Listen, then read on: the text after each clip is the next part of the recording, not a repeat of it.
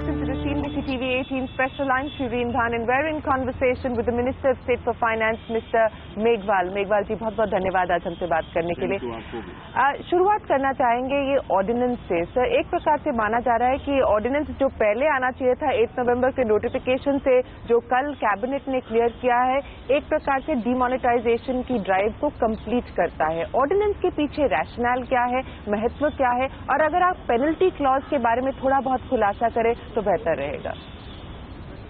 देखिए, डीमोनेटाइजेशन जब किया था 8 नवंबर को, तो ये एक्चुअली नोट बदली था, और अब जो ऑर्डिनेंस आया है उसमें ये है कि 31 मार्च के बाद अगर आप पुराने नोट रखेंगे 10 से ज्यादा तो सजा हो सकती है। इसका 10 मतलब से ज्यादा अगर आप नोट रखेंगे तब सजा हो सकती है। जेल टर्म भी हो सकता है। हाँ, उसमें प्रावधान है, जेल का भी प्रावधान है, क्योंकि फिर अवैध होगी ना ये करेंसी। अभी तक अवैध नहीं थी ना, अभी तक ये करेंसी आपके घर में रखना वैध था, आपको चेंज करने का अवसर दिया था। इसको इसीलिए इसको कई बार टेक्निकल लैंग्वेज में नोट बदली हम बोलते हैं।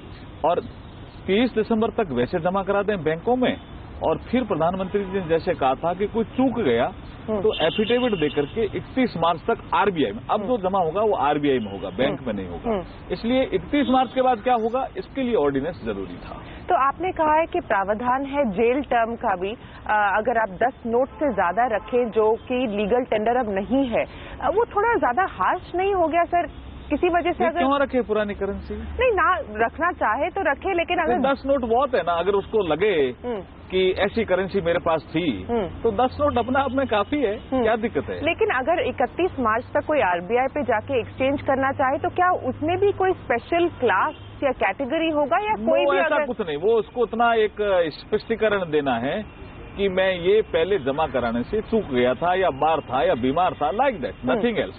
ये एक आपको स्पष्टीकरण देना। तो जो प्रोमिसरी ऑब्लिगेशन है रिजर्व बैंक की सर, क्या वो 31 मार्च को खत्म हो जाती है? जी, वो 31 मार्च को खत्म हो जाती है ऑर्डिनेंस के द्वारा। प्रोमिसरी ऑब्लिगेशन 31 मार्च को खत्म हो जाएगी। 31 मार्च तक उसकी अवधि है। जी सर, अगर आप ये पहले जब सरकार ने कहा था कि पार्लियामेंट पे जाने की जरूरत नहीं है, नोटिफिकेशन के द्वारा और आरबीआई एक्ट के द्वारा प्रावधान है इस प्रकार का नोटिफिकेशन लाने का, तो अब ऑर्डिनेंस लाने की क्या जरूरत पड़ी आपको? देखिए, ये जो विषय जो आप छेड़ रहे हो ना, ये विषय ये है कि जब नोट हमें बिल्कुल बंद करते हैं तो ऑर्डिनेंस चाहिए, और जो नोट हम एक्सचेंज करने के लिए कहते हैं अभी लीगल टेंडर नहीं रहेगा, उसके लिए जरूरत नहीं है। ये दोनों में फर्क करना पड़ेगा। हमने कोई अवैध थोड़ी थी कि करेंसी अवैध है, ये तो नहीं कहा था। करेंसी है आपके पास तो आप बैंक में जमा कराई, तो इसका मतलब नोट बदली हुआ ना, ये विषय। तो आप नोट बदली की बात कर रहे हैं सर, अब आपसे पूछना चाहेंगे कि आरबीआई ने डिपॉजिट नंबर देना बंद कर दिया है। फिलहाल 12 दिसंबर के बाद से उन्होंने कोई अपडेट नहीं दिया है। हमारे सूत्रों के अनुसार ऐसा लग रहा है कि 14 लाख करोड़ से ज्यादा की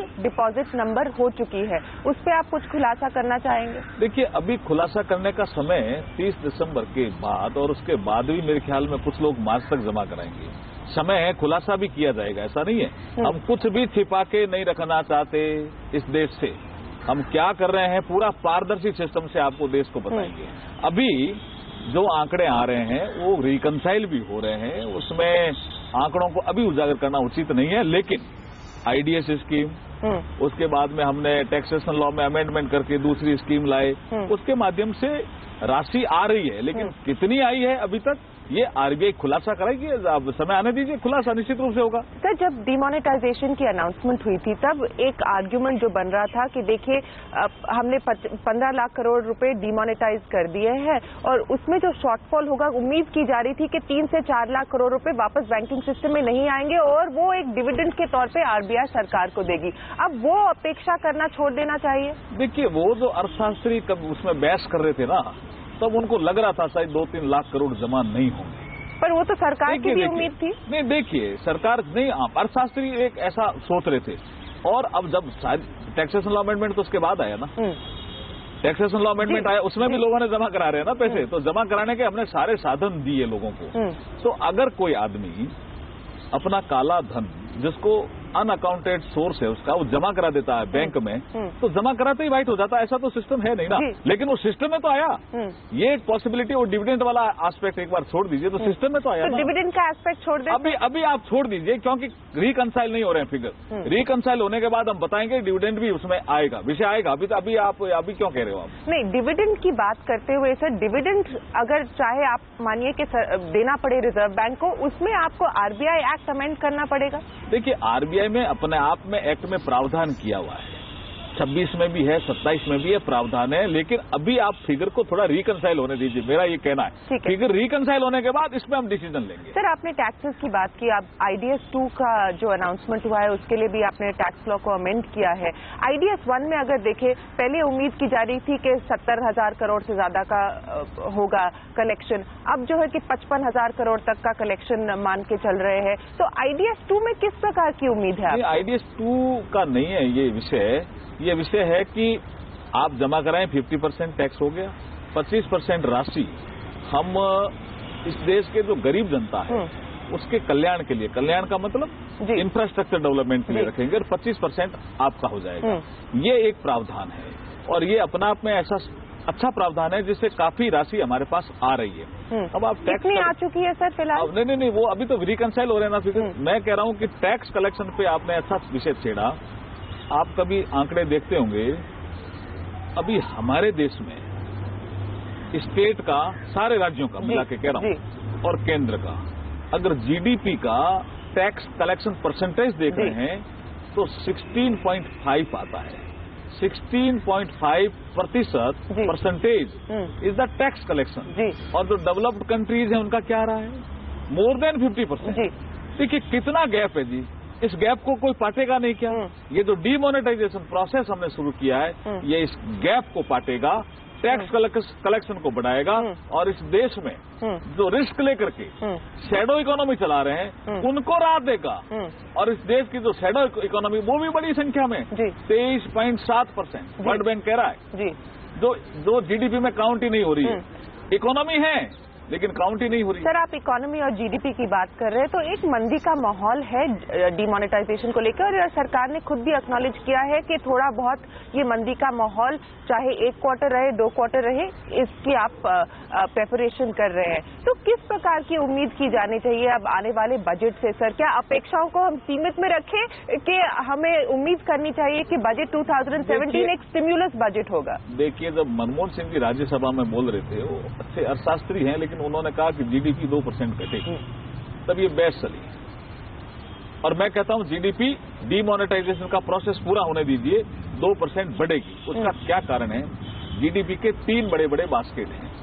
जीडीपी का 65% से लेकर के 70% तक का बास्केट में कंजम्पशन है, और 28% से लेकर के 30% के बीच में जीडीपी में इन्वेस्टमेंट का बास्केट है, और 4% एक्सपोर्ट है।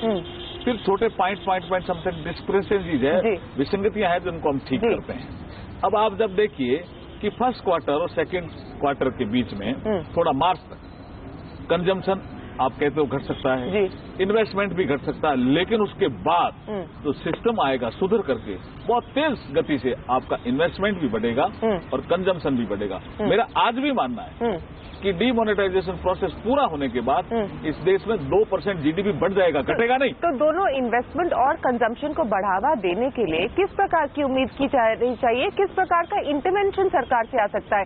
माना जा रहा है कि टैक्स पेयर फ्रेंडली बजट होगा, कंजम्पशन बूस्ट करने के लिए कुछ सहूलियत होगी, इन्वेस्टमेंट के लिए कुछ दिया जाएगा, तो किस प्रकार की स्वीटनर्स की उम्मीद की जानी चाहिए? देखिए, हम प्री बजट कंसल्टेशन प्रोसेस में हैं, इसलिए हमारी मर्यादाएं हैं, लेकिन आपको लगता है और आपको ठीक ही लगता है, क्योंकि ये जो कंजम्पशन है और इन्वेस्टमेंट है और एक्सपोर्ट है, ये तीनों घटक जो जीडीपी के हैं, इसको हमें ठीक रखना पड़ेगा, बैलेंस रखना पड़ेगा।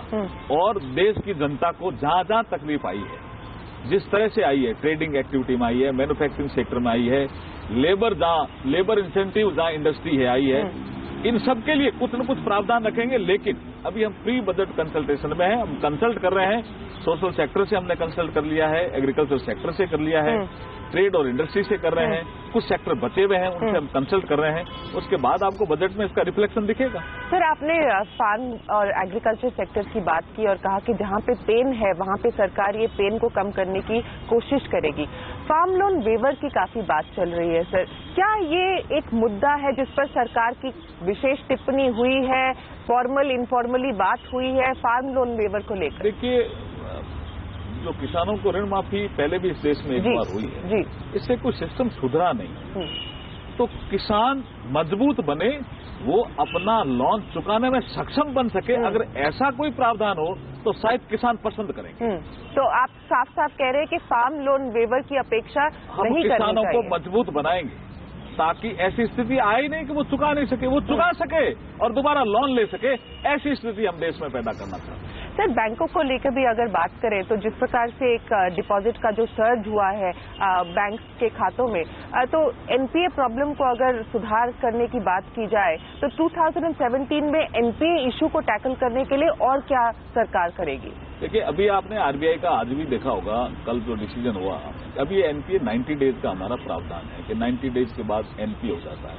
उसमें हमने छूट दी है 90 डेज की, ये इसलिए मोनेटाइजेशन प्रोसेस के बाद, और ये लगातार समीक्षा करने का विषय है, क्योंकि एनपीए होना बैंकों के हित में भी नहीं है।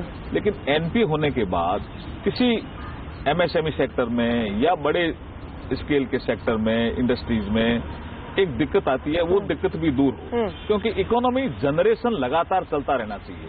इकोनॉमी जनरेट होने में जहां जहां दिक्कत आएगी उसको हम दूर करने का पूरा प्रयास करें।